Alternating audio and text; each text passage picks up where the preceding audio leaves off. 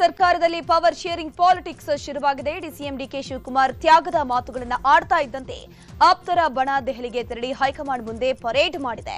ಒಕ್ಕಲಿಗ ಶಾಸಕರುಗಳಾದ ಕುಣಿಗಲ್ ಶಾಸಕ ಡಾಕ್ಟರ್ ರಂಗನಾಥ್, ಗುಬ್ಬಿ ಶಾಸಕ ಎಸ್ಆರ್ ಶ್ರೀನಿವಾಸ್, ಆನೇಕಲ್ ಶಾಸಕ ಶಿವಣ್ಣ, ನೆಲಮಂಗಲ ಶಾಸಕ ಶ್ರೀನಿವಾಸ್, ಶೃಂಗೇರಿ ಶಾಸಕ ರಾಜೇಗೌಡ ಹಾಗೂ ಎಂಎಲ್ಸಿ ರವಿ ಖರ್ಗೆ ಅವರನ್ನ ಭೇಟಿ ಮಾಡಿ ಅಧಿಕಾರ ಹಸ್ತಾಂತರ ಮಾಡುವಂತೆ ಮನವಿಯನ್ನ ಮಾಡಿಕೊಂಡಿದ್ದಾರೆ.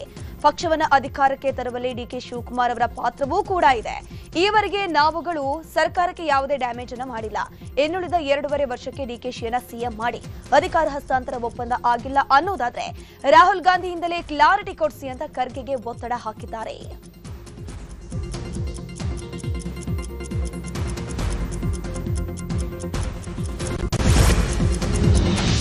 ಕಾಂಗ್ರೆಸ್ನಲ್ಲಿ ನವೆಂಬರ್ ಕ್ರಾಂತಿ ಜೋರಾಗಿದೆ. ಸಿಎಂ ಹಾಗೂ ಡಿಸಿಎಂ ಮಧ್ಯೆ ಅಧಿಕಾರದ ಹಸ್ತಾಂತರ ಫೈಟ್ ನಡೀತಾ ಇದ್ದು, ಈಗಾಗಲೇ ಡಿಕೆಶಿಯ ಒಂದು ಬಣ ನಿನ್ನೆ ದೆಹಲಿಯಲ್ಲಿ ಹೈಕಮಾಂಡ್ ಮುಂದೆ ಪರೇಡ್ ನಡೆಸಿದ್ದಾರೆ.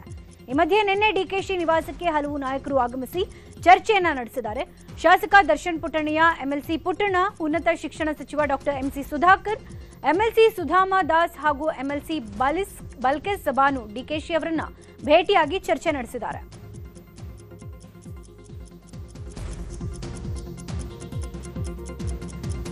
ಡಿಕೆಶಿ ಭೇಟಿ ಬಳಿಕ ಮಾತನಾಡಿದ ಸಚಿವ ಎಂಸಿ ಸುಧಾಕರ್, ಚಿಕ್ಕಬಳ್ಳಾಪುರದಲ್ಲಿ ವಿವಿಧ ಅಭಿವೃದ್ಧಿ ಕಾರ್ಯಕ್ರಮ ಇದೆ. ಈ ಕಾರ್ಯಕ್ರಮಕ್ಕೆ ಆಹ್ವಾನ ಮಾಡೋದಕ್ಕೆ ಡಿಸಿಎಂ ಮನೆಗೆ ಬಂದಿದ್ದ. ನಾಯಕತ್ವ ಬದಲಾವಣೆ, ಪವರ್ ಶೇರಿಂಗ್ ವಿಚಾರ ನನಗೆ ಗೊತ್ತಿಲ್ಲ ಅಂತ ಹೇಳಿದ್ದಾರೆ. ಮಾಧ್ಯಮದಲ್ಲಿ ಈ ಥರ ಕೆಲವರು ಹೋಗಿದ್ದಾರೆ ಅಂತಕ್ಕಂಥದ್ದು ಮಾಹಿತಿ ಇದೆ, ಆದರೆ ನನಗೆ ಅದ್ರ ಬಗ್ಗೆ ಮಾಹಿತಿ ಇಲ್ಲ. ನಾನು ಇವತ್ತು ನಮ್ಮ ಕಾರ್ಯಕ್ರಮದ ಬಗ್ಗೆ ಮಾನ್ಯ ಉಪಮುಖ್ಯಮಂತ್ರಿಯವರನ್ನ ಆಹ್ವಾನ ಮಾಡೋದಕ್ಕೆ ಇಲ್ಲ ಆ ಥರ ಯಾವುದೂ ಚರ್ಚೆ ಆಗಿಲ್ಲ. ಬಹುಶಃ ನಾನು ಕಾರ್ಯಕ್ರಮದ ಬಗ್ಗೆ ಚರ್ಚೆ ಮಾಡಿದ್ದೇವೆ. ಕಾಂಗ್ರೆಸ್ ಪಕ್ಷದ ಹೈಕಮಾಂಡ್ ಏನು ತೀರ್ಮಾನ ಮಾಡುತ್ತೆ ಅದಕ್ಕೆ ನಾವೆಲ್ಲರೂ ಬದ್ಧರು. ಈಗ ಡಿಸಿಎಂ ಡಿಕೆಶಿ ಆಪ್ತ ಶಾಸಕ ಬಸವರಾಜ್ ಶಿವಗಂಗಾ ಮಾತನಾಡಿದ್ದು, ನಾನು ದೆಹಲಿಗೆ ಹೋಗಿಲ್ಲ, ಹೋಗೋದೂ ಇಲ್ಲ. ಸಿಎಂ ಕುರ್ಚಿ ಖಾಲಿ ಇಲ್ಲ, ಖಾಲಿಯಾದಾಗ ಮಾತಾಡೋಣ. ಡೆಲ್ಲಿಗೆ ಹೋದ ಯಾವ ಶಾಸಕರ ಸಂಪರ್ಕ ನಾನು ಮಾಡಿಲ್ಲ. ಜನವರಿ ಬಳಿಕ ನಾನು ಮಾತನಾಡ್ತೀನಿ ಅಂತ ಹೇಳಿದ್ದಾರೆ. ಇನ್ನು ಕಾಂಗ್ರೆಸ್ಗೆ ಸಿದ್ದರಾಮಯ್ಯ ಅವಶ್ಯಕ ಅನ್ನುವ ರಾಜಣ್ಣ ಹೇಳಿಕೆ ವಿಚಾರಕ್ಕೆ ಸಂಬಂಧಪಟ್ಟಂತೆ ಪ್ರತಿಕ್ರಿಯೆಯನ್ನ ಕೊಟ್ಟು, ಕಾಂಗ್ರೆಸ್ಗೆ ಪ್ರತಿಯೊಬ್ಬ ಕಾರ್ಯಕರ್ತನ ಅವಶ್ಯಕತೆಯೂ ಇದೆ ಅಂತ ಹೇಳಿದ್ದಾರೆ. ನಾನು ದೆಹಲಿಗೇನು ಹೋಗಲ್ಲ, ಇಲ್ಲೇ ಇದ್ದೀನಿ, ಬೆಂಗಳೂರಲ್ಲಿ ಇದ್ದೀನಿ, ಬೆಂಗಳೂರಲ್ಲಿ ಯಾವುದು ಒತ್ತಡನೂ ಇಲ್ಲ, ಏನೂ ಇಲ್ಲ. ಮುಖ್ಯಮಂತ್ರಿ ಕುರ್ಚಿ ಖಾಲಿ ಇಲ್ಲ. ಖಾಲಿ ಇಲ್ದಾಗ ಯಾಕಿದೆಲ್ಲ ಖಾಲಿ ಆದಾಗ ಮಾತಾಡೋಣ ಬಂದು.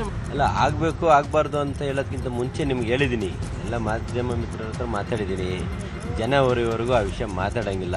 ಹೈಕಮಾಂಡ್ ಆದೇಶಕ್ಕೆ ನಾವು ಪಾಲನೆ ಮಾಡಬೇಕು. ಹೈಕಮಾಂಡ್ ನಮಗೆ ಹೇಳಿದೆ, ಯಾರು ಮುಖ್ಯಮಂತ್ರಿ ಚರ್ಚೆನ ರಸ್ತೆಯಲ್ಲಿ ಮಾತಾಡಬೇಡಿ. ಏನಾರು ಮಾತಾಡೋದಿತ್ತ ಬನ್ನಿ ನಮ್ಮ ಅಂಗಳಕ್ಕೆ ಬಂದು ಮಾತಾಡಿ. ನಾನು ಎಲ್ಲೂ ಹೋಗ್ತಾ ಇಲ್ಲ. ಹ್ಞೂ ಅಂದರೆ ನಿಮ್ಮ ಜೊತೆ ನಿಮ್ಮ ಮನೆಗೆ ಉಳ್ಕೊಂಡು ನಿಮ್ಮ ಜೊತೆಗೆ ನಾನು. ಆಪ್ತ ಸಚಿವರು, ಶಾಸಕರು ದೆಹಲಿ ಟೂರ್ ಬಗ್ಗೆ DCM DK Shivakumar silent game ಶುರು ಮಾಡಿದ್ದಾರೆ. ಈ ಕುರಿತು ನನಗೆ ಏನು ಗೊತ್ತಿಲ್ಲ ಅಂತ ಡಿಸಿಎಂ ಡಿಕೆ ಶಿವಕುಮಾರ್ ಹೇಳಿದ್ದಾರೆ. ಬೆಂಗಳೂರಿನಲ್ಲಿ ಮಾತನಾಡಿರುವಂತಹ ಅವರು, ನನಗಷ್ಟೊಂದು ಮಾಹಿತಿ ಇಲ್ಲ, ನನಗಷ್ಟು ಅನುಭವ ಇಲ್ಲ, ನಾನು ಯಾರನ್ನೂ ಕೇಳಿಲ್ಲ ಅಂತ ಹೇಳಿದ್ದಾರೆ. ಇನ್ನು ನಾನೇ ಸಿಎಂ ಆಗಿ ಮುಂದುವರಿಯುತ್ತೇನೆ ಎಂಬ ಸಿಎಂ ಹೇಳಿಕೆ ವಿಚಾರವಾಗಿ ಮಾತನಾಡಿದ ಡಿಕೆ ಶಿವಕುಮಾರ್ ಬಹಳ ಸಂತೋಷ ಅಂತ ಹೇಳಿದ್ದಾರೆ. ಸರ್, ಇವತ್ತು ಮಧ್ಯಾಹ್ನ ಕೆಲವು ಸಚಿವರು, ಶಾಸಕರು, ಎಂಎಲ್ಸಿಗಳು ಡೆಲ್ಲಿಗೆ ಹೋಗಿದ್ದಾರೆ ಸರ್. ಸುಮಾರು 15 ಜನ ಹೋಗಿದ್ದಾರೆ. ನನಗೆ ಅಷ್ಟು ಅನುಭವ ಇಲ್ಲ, ನನಗೆ ಗೊತ್ತಿಲ್ಲ. ಯಾರನ್ನ ಕೇಳಿಲ್ಲ, ನನಗೆ ಗೊತ್ತೂ ಇಲ್ಲ ವಿಚಾರ. ಕೆಲವರು ನಾಳೆನೂ ಹೋಗ್ತಾ ಇದ್ದಾರೆ ಅಂತ ಮಾಹಿತಿ ಇದೆ ಸರ್. ನನಗೆ ಗೊತ್ತಿಲ್ಲ ಸರ್. ಇವತ್ತು ಸರ್ಕಾರಕ್ಕೆ 2.5 ವರ್ಷ ಆಯಿತು. ಇವತ್ತೇ ಅಧಿಕಾರ ಹಂಚಿಕೆ ಬಗ್ಗೆ ಸುಮಾರು ಚರ್ಚೆ ಆಯಿತು ಸರ್. ನನಗೆ ಗೊತ್ತಿಲ್ಲ. ನನಗೆ ಸ್ವಲ್ಪ ಆರೋಗ್ಯ ಸರಿ ಇಲ್ಲ. ಸೊ ಅದಕ್ಕೆ ನಾನು ಎಲ್ಲೋ ಮನೆಯಿಂದ ಈಚೆ ಬರಲಿಲ್ಲ. ಈಗೂ ನಾನು ಸ್ನಾನನೂ ಮಾಡಿದೆ. ಸ್ವಲ್ಪ ಹಾಸ್ಪಿಟ್ಲಿಗೆ ಯಾರೋ ನನ್ನ ಫ್ರೆಂಡ್ ಒಬ್ಬರಿಗೆ ಸ್ವಲ್ಪ ತೊಂದರೆ ಆಗಿತ್ತು, ಸ್ವಲ್ಪ ನೋಡೋಕ್ಕೆ ಹಾಸ್ಪಿಟ್ಲಿಗೆ ಹೋಗಿದ್ದೆ ಸರ್. ಇವತ್ತು ಸಿಎಂ ಅವರು ನಾನು 5 ವರ್ಷನೂ ನಾನೇ ಸಿಎಂ ಆಗಿರ್ತೀನಿ ಅಂತ ಮೈಸೂರಲ್ಲಿ ಹೇಳಿದ್ದಾರೆ. ಸರ್ಕಾರಕ್ಕೂ ಏನೋ ಬಹಳ ಸಂತೋಷ. ಯಾರು ಇಲ್ಲ ಅಂತ ಹೇಳಿದವರು, ನಾವು ಯಾರು ಅವರು ಸಿಎಂ ಆಗಿರಲ್ಲ ಅಂತ ಯಾರು ಕ್ವಶನ್ ಮಾಡಿಲ್ಲ. ಅವ್ರಿಗೆ ಸಿಎಂ ಆಗಿ ನಮ್ಮ ಪಕ್ಷ ಜವಾಬ್ದಾರಿ ಕೊಟ್ಟಿದೆ. ನಾವೆಲ್ಲ ಒಟ್ಟಿಗೆ ಕೆಲಸ ಮಾಡ್ತೀವಿ. ಸರ್, ಇವತ್ತು ಮಧ್ಯಾಹ್ನ ಕೆಲವು ಸಚಿವರು. ರಾಜ್ಯ ಕಾಂಗ್ರೆಸ್ನಲ್ಲಿ ಯಾವ ಕ್ರಾಂತಿನೂ ಇಲ್ಲ, ಭ್ರಾಂತಿನೂ ಇಲ್ಲ. ಮುಂದಿನ ಅವಧಿಗೂ ಕಾಂಗ್ರೆಸ್ ಅಧಿಕಾರಕ್ಕೆ ಬರುತ್ತೆ. ಎಲ್ಲಿವರೆಗೂ ಜನ ಆಶೀರ್ವಾದ ಇರುತ್ತೋ ಅಲ್ಲಿವರೆಗೂ ನಾನೇ ಸಿಎಂ ಆಗಿರ್ತೀನಿ ಅಂತ ಸಿಎಂ ಸಿದ್ದರಾಮಯ್ಯ ಹೇಳಿದ್ದಾರೆ. 5 ವರ್ಷ ನೀವೇ ಕ್ರಾಂತಿನೂ ಇಲ್ಲ, ಭ್ರಾಂತಿನೂ ಇಲ್ಲ. 5 ವರ್ಷ ನಮಗೆ ಅಧಿಕಾರ ಕೊಟ್ಟಿದ್ದಾರೆ. 5 ವರ್ಷ ಆದಮೇಲೆ ಮತ್ತೆ ನಾವು ಚುನಾವಣೆ ನಡೀತದೆ. ಚುನಾವಣೆಯಲ್ಲಿ ನಾವೇ ಗೆಲ್ತೀವಿ. 5 ವರ್ಷ ನೀವೇ ಇರ್ತೀರಾ ಅಂತ ಸರ್, 5 ವರ್ಷ ನೀವೇ ಇರ್ತೀರಾ ಅನ್ನೋದೇ ಚರ್ಚೆಗಳು ಸಖತ್ ದೊಡ್ಡ ಮಟ್ಟದಲ್ಲಿ. What does it mean? ನೀವು 2.5 ವರ್ಷ ಆಗಲಿ ಅಂತೇಳಿ ನಾನು ಹೈಕಮಾಂಡ್ ಅವ್ರಿಗೆ ಹೇಳಿದ್ದೆ. ಅದ್ರ ಮೇಲೆ ಚರ್ಚೆಗಳು ಉಟ್ಕೊಂಡಿದ್ದವು. ಜನ ಎಲ್ಲಿವರೆಗೆ ಅಪೇಕ್ಷೆ ಪಡ್ತಾರೆ ಅಲ್ಲಿವರೆಗೂ ಮಂಡಿಸ್ತಾರೆ. ಇನ್ನೊಂದು ಕಡೆ ಮೈಸೂರು ಪ್ರವಾಸವನ್ನ ಮೊಟಕುಗೊಳಿಸಿ ಸಿಎಂ ಸಿದ್ದರಾಮಯ್ಯ ಬೆಂಗಳೂರಿಗೆ ವಾಪಸ್ಸಾಗಿದ್ದಾರೆ. ಕಾವೇರಿ ನಿವಾಸದಲ್ಲಿ ಹಿರಿಯ ಸಚಿವರು ಹಾಗೂ ಶಾಸಕರ ಜೊತೆಗೆ ಮುಖ್ಯಮಂತ್ರಿ ಸಿದ್ದರಾಮಯ್ಯ ಸುದೀರ್ಘ ಸಭೆ ನಡೆಸಿದ್ದಾರೆ. ಸಚಿವರಾದ ಎಚ್ ಸಿ ಮಹದೇವಪ್ಪ, ಹಿರಿಯ ಶಾಸಕರಾದ ಆರ್ ವಿ ದೇಶಪಾಂಡೆ, ಬಸವರಾಜ ರಾಯರೆಡ್ಡಿ ಅವರೊಂದಿಗೆ ಪಕ್ಷದೊಳಗೆ ಆಗ್ತಾ ಇರುವ ಬೆಳವಣಿಗೆಗಳ ಬಗ್ಗೆ ಚರ್ಚೆ ನಡೆಸಿದ್ದಾರೆ. ಅಥವಾ ಸಿಎಂ ಜೊತೆ ಸಭೆ ನಡೆಸಿದ ಆಪ್ತ ಶಾಸಕರು ಮತ್ತೆ ಸಚಿವ ಸತೀಶ್ ಜಾರಕಿಹೊಳಿ ಮನೆಯಲ್ಲಿ ಡಿನ್ನರ್ ಸಭೆ ನಡೆಸಿದ್ದಾರೆ. ಸಭೆಯಲ್ಲಿ G Parameshwar, H C Mahadevappa, Dinesh Gundurao, Periyapatna Venkatesh ಹಾಗೂ ಕೆಎನ್ ರಾಜಣ್ಣ ಕೂಡ ಭಾಗಿಯಾಗಿದ್ರು. ಡಿಸಿಎಂ ಡಿಕೆಶಿ ಪರ ಒಕ್ಕಲಿಗ ಶಾಸಕರು ಲಾಬಿ ಮಾಡ್ತಾ ಇದ್ರೆ ಸಿಎಂ ಪರ ಅಹಿಂದ ಕಾರ್ಡ್ ಪ್ಲೇ ಮಾಡುವ ಬಗ್ಗೆ ಚರ್ಚೆಯನ್ನ ನಡೆಸಿದ್ದಾರೆ. ಹಾಗೆ ಯಾವುದೇ ಕಾರಣಕ್ಕೂ ಸಿದ್ದರಾಮಯ್ಯ ಅವರನ್ನ ಸಿಎಂ ಹುದ್ದೆಯಿಂದ ಕೆಳಗಿಳಿಸಬಾರದು ಅಂತ ಹೈಕಮಾಂಡ್ ಮೇಲೆ ಒತ್ತಡ ಹೇರುವ ಬಗ್ಗೆ ಕೂಡ ಹಿರಿಯ ಸಚಿವರು ರಣತಂತ್ರ ರೂಪಿಸಿದ್ದಾರೆ. ಕಾಂಗ್ರೆಸ್ನಲ್ಲಿ ಕುರ್ಚಿ ಗದ್ದಲ ಕ್ಲೈಮ್ಯಾಕ್ಸ್ ಹಂತಕ್ಕೆ ತಲುಪಿದೆ. ಒಂದ್ ಕಡೆ ದೆಹಲಿಗೆ ಡಿಕೆಶಿ ಟೀಮ್ ಹಾರಿದ್ರೆ ಇತ್ತ ಕುರ್ಚಿ ಕ್ರಾಂತಿ ಬೆನ್ನಲ್ಲೇ ಇಂದು ಬೆಂಗಳೂರಿಗೆ ಎಐಸಿಸಿ ಅಧ್ಯಕ್ಷ ಮಲ್ಲಿಕಾರ್ಜುನ ಖರ್ಗೆ ಆಗಮಿಸುತ್ತಿದ್ದಾರೆ. ಇಂದು ಬೆಂಗಳೂರಿನಲ್ಲಿಯೇ ಖರ್ಗೆ ವಾಸ್ತವ್ಯ ಹೂಡಲಿದ್ದು ಭಾರೀ ಕುತೂಹಲ ಮೂಡಿಸಿದೆ. ಖರ್ಗೆ ಅವರ ಭೇಟಿಗೆ 2 ಬಣದ ನಾಯಕರು ಪ್ರಯತ್ನ ಪಡಬಹುದು. ಖರ್ಗೆ ಸಂಧಾನ ಸರ್ಕಸ್ ಅನ್ನು ಮಾಡಬಹುದು. ಸಿಎಂ ಬದಲಾವಣೆ ವಿಚಾರಣೆ ಬಗ್ಗೆ ಪರಮೇಶ್ವರ್ ಮಾತನಾಡಿದ್ದಾರೆ. ಏನೇ ತೀರ್ಮಾನ ಇದ್ರೂ ಹೈಕಮಾಂಡ್ ನಿರ್ಧಾರ ಮಾಡುತ್ತೆ ಅಂತ ಹೇಳಿದ್ದಾರೆ. ಇದೇ ವಿಚಾರದ ಬಗ್ಗೆ ಸಚಿವ ಸತೀಶ್ ಜಾರಕಿಹೊಳಿ, ರಾಮಲಿಂಗಾರೆಡ್ಡಿ, ಸಿಎಂ ಕಾನೂನು ಸಲಹೆಗಾರ ಪೊನ್ನಣ್ಣ ಕೂಡ ರಿಯಾಕ್ಷನ್ ಕೊಟ್ಟಿದ್ದಾರೆ. ಜನಸಮುದಾಯಕ್ಕೆ ನಾವು ಕೊಟ್ಟಂತ ಭರವಸೆಗಳು ಅರ್ಧದಲ್ಲಿ ನಾವೇನು ಪ್ರಯಾರಿಟಿ ಮೇಲೆ ಈಡೇರಿಸಬೇಕಾಗಿತ್ತು. ಉದಾಹರಣೆಗೆ ಗ್ಯಾರಂಟಿಗಳಿರ್ಬೋದು, ಕೆಲವು ಪ್ರಾಜೆಕ್ಟ್ಸ್ಗಳಿರ್ಬೋದು, ಇವುಗಳನ್ನೆಲ್ಲ ನಾವು ಮಾಡಿದ್ದೇವೆ ಅನ್ನುವಂಥ ಸಮಾಧಾನ ಇದೆ. ಯಾವುದು ಅನವಶ್ಯಕವಾದಂಥ ಖರ್ಚುಗಳಿರ್ತವೆ ಅದನ್ನು ನಾವು ಸರಿಪಡಿಸ್ಕೊಳ್ಳೋದಕ್ಕೆ ಪ್ರಯತ್ನ ಮಾಡಬೇಕು. ಇಲ್ಲ, ಹೈಕಮಾಂಡ್ನವ್ರು ತೀರ್ಮಾನ ಮಾಡ್ತಾರೆ, ಅವರೇ ಅಲ್ವಾ ಮಾಡಬೇಕು. ಹೈಕಮಾಂಡ್ನವರು ಯಾವುದೇ ತೀರ್ಮಾನ ಕಾಂಗ್ರೆಸ್ ಪಕ್ಷದಲ್ಲಿ ಹೈಕಮಾಂಡ್ನವರು ಮಾಡೋದು. ಸಿಎಂ ಸಿದ್ದರಾಮಯ್ಯ ಕಾಂಗ್ರೆಸ್ಗೆ ಅನಿವಾರ್ಯ ಅಂತ ಮಾಜಿ ಸಚಿವ ಕೆಎನ್ ರಾಜಣ್ಣ ಚಾಮರಾಜನಗರದಲ್ಲಿ ಹೇಳಿದ್ದಾರೆ. ಈಗ ನನ್ನ ಪ್ರಕಾರ ಇವತ್ತು ಸಿದ್ದರಾಮಯ್ಯ ಮುಖ್ಯಮಂತ್ರಿ ಆಗಿದ್ದಾರೆ. ಬೇರೆಯವರು ಆಗಬೇಕು ಅಂದ್ರೆ ಅದು ಸೀಟ್ ಖಾಲಿ ಆದ್ರೆ ಬೇರೆಯವರು ಆಗ್ಬೇಕು. ಈಗ ಖಾಲಿ ಇಲ್ವಲ್ಲ, ಖಾಲಿ ಇಲ್ದಿರೋದಕ್ಕೆ ಯಾಕೆ ನಾವು ಚಿಂತೆ ಇಟ್ಕೊಳ್ಳಿ, ಆಗ್ಲಿ, ಅದಕ್ಕೆ ಯಾರು ಬೇಡ ಅಂತಾರೆ. ಇವತ್ತು ಇಡೀ ರಾಜ್ಯದಲ್ಲಿ ನಾನು ಮೊದಲಿಂದನೂ ಹೇಳ್ಕೊಂಡ್ ಬಂದಿದ್ದೀನಿ, ದೇವೇಗೌಡ ಇಲ್ಲ ಅಂದ್ರೆ ನೋ JDS, ಯಡಿಯೂರಪ್ಪ ಇಲ್ಲ ಅಂದ್ರೆ ನೋ BJP, ಅದೇ ತರ ಸಿದ್ದರಾಮಯ್ಯ ಇಲ್ಲ ಅಂದ್ರೆ ನೋ ಕಾಂಗ್ರೆಸ್. ಇದು ಇರ್ತಕ್ಕಂಥ ವಾಸ್ತವಾಂಶ. ನಡೀರಿ. ಆಯ್ತು, 2 ವರ್ಷ ಒಳ್ಳೆ ಕೆಲಸ ಮಾಡಿದ್ದೀವಿ. ಗ್ಯಾರಂಟಿ ಕೊಡೋದಲ್ಲ ಅಂತ ಹೇಳಿದ್ರು, ಕೊಟ್ಟಿದ್ದೀವಿ. ಭಾಳಷ್ಟು ಪ್ರಚಾರ ಆಯಿತು, ಕೊಡಲಿಕ್ಕಾಗೋಲ್ಲ. ಸಮರ್ಥವಾಗಿ CM ಅವರು ನಿಭಾಯಿಸಿದ್ದಾರೆ. ಸೊ ಮುಂದೆ ಕೂಡ ಅದನ್ನೇ ಹೊರಿಸ್ತಾರೆ. ಸೊ ಇನ್ನು ಮತ್ತು ಹಲವಾರು ಯೋಜನೆಗಳನ್ನು ಮಾಡ್ತಾಯಿದ್ದೀವಿ ನಮ್ಮ ಸರ್ಕಾರದಿಂದ. ಈಗ 30 ತಿಂಗಳು ಕಂಪ್ಲೀಟ್ ಮಾಡಿದ್ದೀವಿ.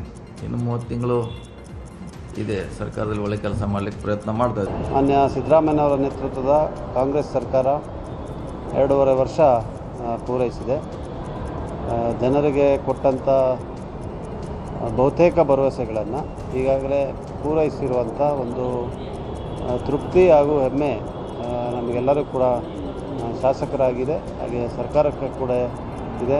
ಮುಂದಿನ 2.5 ವರ್ಷ ಅವಧಿ ಕೂಡ ತೃಪ್ತಿಕರವಾಗಿ ಜನರ ಸೇವೆಯನ್ನು ಮಾಡಿ 2.5 ವರ್ಷದಲ್ಲಿ ಸಾಕಷ್ಟು 5 ಗ್ಯಾರಂಟಿಗಳನ್ನು ಅನುಷ್ಠಾನದ ಜೊತೆಗೆ ನಾವು ಚುನಾವಣೆ ಸಂದರ್ಭದಲ್ಲಿ ಏನು ಆಶ್ವಾಸನೆಗಳು ಕೊಟ್ಟಿದ್ದೀವೋ ಅದೆಲ್ಲ ಕೂಡ ಒಂದೊಂದೇ ನಮ್ಮ ಕ್ಯಾಬಿನೆಟ್ಗೂ ಸಬ್ಜೆಕ್ಟ್ಸ್ ಬರ್ತಾ ಇದೆ. ಎಲ್ಲ ಕ್ಲಿಯರ್ ಆಗುತ್ತೆ.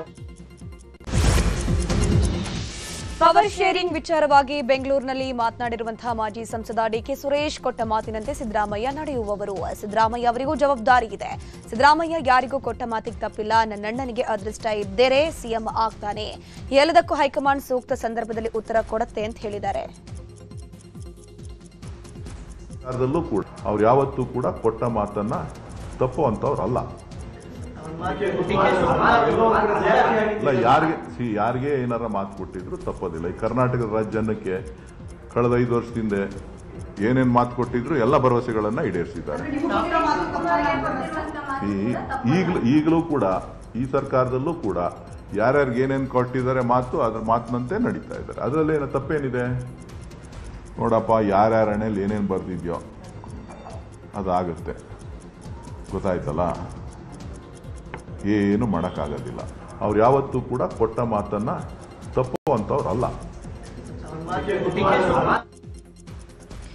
ಇನ್ನು ಡಿಕೆ ಸುರೇಶ್ ಹೇಳಿಕೆಗೆ ಸಿಎಂ ಸಿದ್ದರಾಮಯ್ಯ ಉತ್ತರಿಸೋಕೆ ಹಿಂದೇಟನ ಹಾಕಿದ್ದಾರೆ. ಚಾಮರಾಜನಗರದಲ್ಲಿ ಮಾಧ್ಯಮದವರು ಕೇಳಿದ ಪ್ರಶ್ನೆಗೆ ಸಿಎಂ ಉತ್ತರ ಕೊಡೋಕೆ ನಿರಾಕರಿಸಿದ್ದಾರೆ. ನಾನು ಡಿಕೆ ಸುರೇಶ್ ಹೇಳಿಕೆಗೆಲ್ಲ ಪ್ರತಿಕ್ರಿಯೆ ನೀಡೋದಿಲ್ಲ ಅಂತ ಹೇಳಿದ್ದಾರೆ.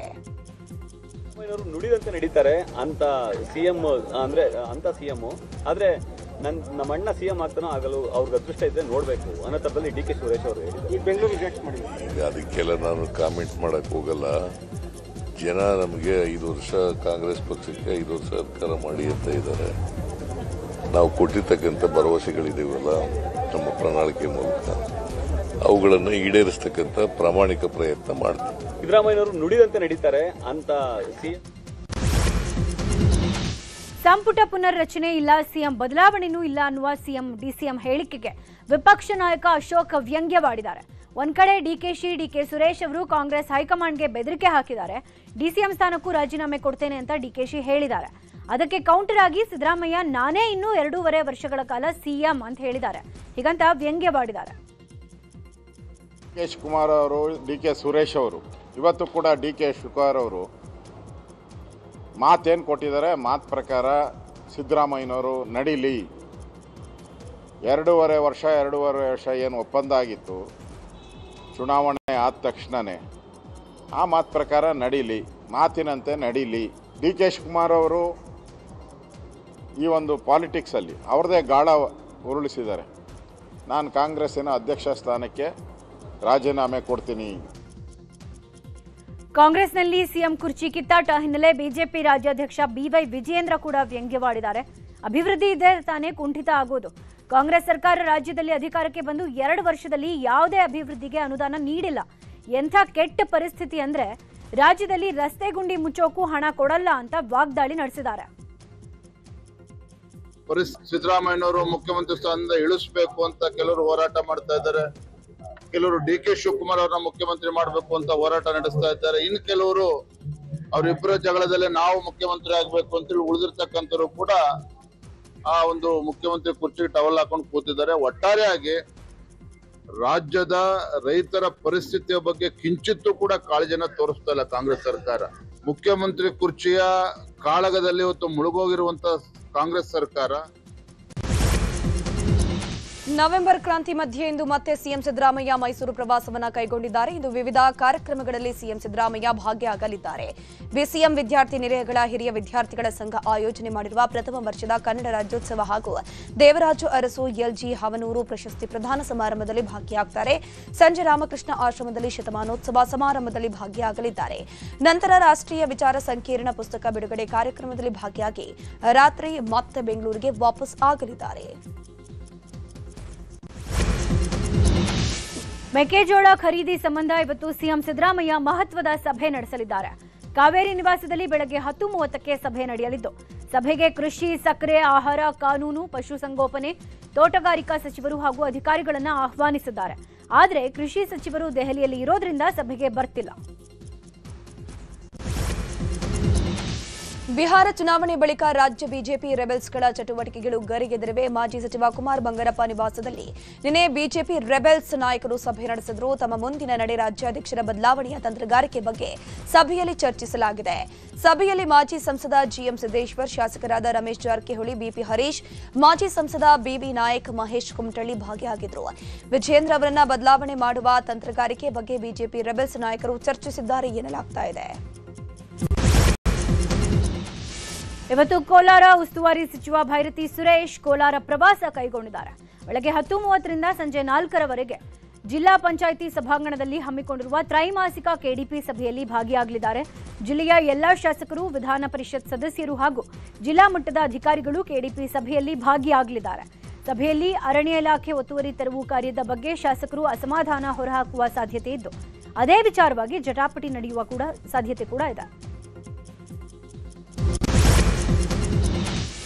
ಬೆಂಗಳೂರಿನಲ್ಲಿ 7 ಕೋಟಿ 11 ಲಕ್ಷ ದರೋಡೆ ಪ್ರಕರಣ ಸಂಬಂಧ ಪೊಲೀಸರು 4 ಜನರನ್ನ ವಶಕ್ಕೆ ಪಡೆದಿದ್ದಾರೆ. ಆಂಧ್ರದ ಚಿತ್ತೂರಿನಲ್ಲಿ 2 ಆರೋಪಿಗಳನ್ನು ವಶಕ್ಕೆ ಪಡೆದಿರುವಂತದ್ದು. ಈ ಇಬ್ಬರು ಬೆಂಗಳೂರಿನ ಕಲ್ಯಾಣ ನಗರದ ನಿವಾಸಿಗಳು ಎನ್ನಲಾಗುತ್ತಿದೆ. ಇನ್ನು ರಾಬರಿ ಹಿಂದೆ ಗೋವಿಂದಪುರ ಠಾಣೆ ಕಾನ್ಸ್ಟೇಬಲ್ ಅಣ್ಣಪ್ಪ ನಾಯಕ್ ಕೈವಾಡದ ಶಂಕೆ ಇದ್ದು ತೀವ್ರ ವಿಚಾರಣೆ ನಡೆಸಲಾಗ್ತಾ ಇದೆ. ದರೋಡೆಕೋರರ ಜೊತೆ ಸಂಪರ್ಕದಲ್ಲಿದ್ದ ಬಗ್ಗೆ ಸಾಕ್ಷಿ ಸಿಕ್ಕಿದೆಯಂತೆ. ಬೆಂಗಳೂರಿನಲ್ಲಿ 7 ಕೋಟಿ 11 ಲಕ್ಷ ದರೋಡೆ ಪ್ರಕರಣ ಸಂಬಂಧ ಇನೋವಾ ಕಾರು ಖರೀದಿ ಮಾಡಿದ್ದ 2 ವ್ಯಕ್ತಿಗಳನ್ನು ಪೊಲೀಸರು ವಶಕ್ಕೆ ಪಡೆದುಕೊಂಡಿದ್ದಾರೆ. ಆಂಧ್ರಪ್ರದೇಶದ ಚಿತ್ತೂರಿನ ಗಡಿಪಾಲ ಬಳಿ ಇನೋವಾ ಸೀಸ್ ಮಾಡಲಾಗಿತ್ತು. ಚಾರ್ಸಿ ನಂಬರ್ ಆಧಾರದ ಮೇಲೆ ಗೋವಿಂದಪುರ ನಿವಾಸಿಗಳಿಬ್ಬರನ್ನ ವಶಕ್ಕೆ ಪಡೆಯಲಾಗಿದೆ. ಬಳಿಕ ಕಾರು ಖರೀದಿ ಮಾಡಿದ 2 ವ್ಯಕ್ತಿಗಳು ಈಗ ಖಾಕಿ ಕಸ್ಟಡಿಯಲ್ಲಿದ್ದಾರೆ.